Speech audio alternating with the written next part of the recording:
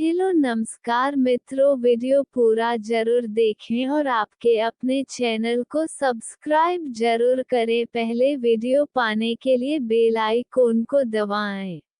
आपकी कुंडली में राजयोग। कुंडली में केंद्र 1, 4, 7, 10 और त्रिकोण 5, 9 भावों के बीच संबंध से राजयोग का निर्माण होता है।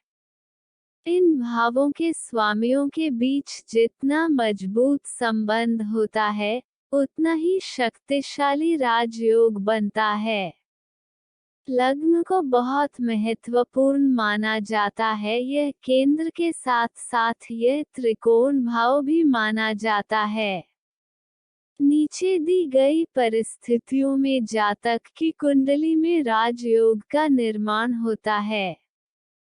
जब केंद्र और त्रिकोण भाव के स्वामी एक दूसरे के साथ एक ही घर में होते हैं तो राजयोग का निर्माण होता है।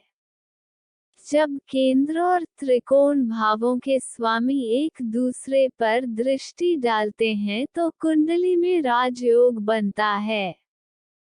जब केंद्र और त्रिकोण भावों के स्वामी ग्रह परस्पर परिवर्तन योग में हैं तो बहुत मजबूत राजयोग का निर्माण होता है। उदाहरण के लिए, वृषभ लग्न का स्वामी शुक्र नवम भाव में विराजमान है, जो कि एक त्रिकोण भाव है, और इस भाव का स्वामी शनि लग्न में विराजमान है तो यह बहुत शक्तिशाली राजयोग बनता है। कुंडली में ग्रहों के परिवर्तन से ग्रहों के बीच शक्तिशाली संयोजन बनता है, इसलिए यह राजयोग बहुत शक्तिशाली होता है। ग्रहों की दृष्टि से सबसे मजबूत राजयोग बनता है और उसके बाद ग्रहों की युति से। जितने शुभ ग्रहों का संयोजन एक कुंडली में होगा उतना शक्तिशाली राजयोग बनेगा। अगर शुभ ग्रहों पर क्रूर ग्रहों की दृष्टि पड़ रही है तो राजयोग की शक्ति कम हो जाती है। अगर किसी की कुंडली में एक से ज्यादा ऐसे संयोग बन रहे हैं जिनसे राजयोग का निर्माण होता है तो यह बहुत शुभ माना जाता है। यदि किसी की जन्म कुंडली में सूर्य और बुध दशम भाव में हैं और राहु और मंगल षष्ठम भाव में हैं तो राजयोग बनता है। इस राजयोग के चलते व्यक्ति को समाज में बहुत मान सम्मान प्राप्त होता है। जब चतुर्थ, पंचम, नवम और दशम भाव में कोई भी पाप ग्रह विराजमान नहीं होता तो कुंडली में एक मजबूत राजयोग का निर्माण होता है। बृहस्पति की चंद्रमा या मंगल से यदि युति हो रही है तो राजयोग का निर्माण होता है। जब चतुर्थ, पंचम और सप्तम भाव के स्वामी केंद्र या लग्न में युति करते हैं तो इसे एक शुभ राजयोग माना जाता है। यदि किसी जातक की कुंडली में लग्न, पंचम और नवम भाव के स्वामी ग्रह एक दूसरे के घरों में विराजमान हो तो ऐसे में राजयोग का निर्माण होता है और ऐसा व्यक्ति राजा की जैसी जिंदगी जीता है। यदि किसी व्यक्ति की कुंडली के एकादश भाव में बहुत सारे शुभ ग्रह विराजमान हो तो ऐसे में राजयोग का निर्माण होता है। ऐसा व्यक्ति जीवन में सुख सुविधाएं पाता है।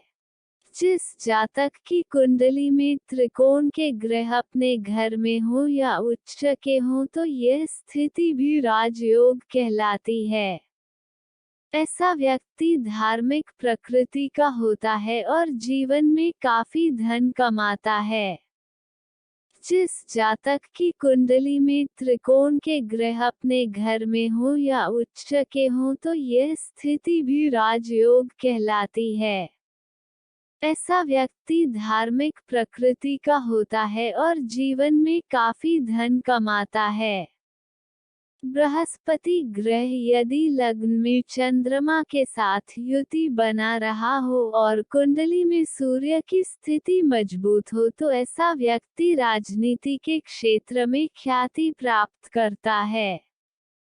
इसके अलावा भी यदि राजयोग या अपनी कुंडली में राजयोग की मौजूदगी से संबंधित कोई प्रश्न का उत्तर जानना हो तो कौशिक ज्योतिष के माध्यम से विद्वान और जाने माने ज्योतिषियों से फोन पर अभी जुड़े। लेखक पंडित धीरज कौशिक। आशा करते हैं कि आपको हमारा यह वीडियो पसंद जरूर आया होगा। वीडियो को सब्सक्राइब जरूर करें, बेल आइकॉन, ताकि डेली अपडेट आपको सबसे पहले मिलता रहे, और वीडियो को लाइक जरूर करें, अपने इष्ट मित्रों के साथ साझा करें। वीडियो पूरा देखने के लिए धन्यवाद। आपका दिन मंगलमय हो। जय हिंद।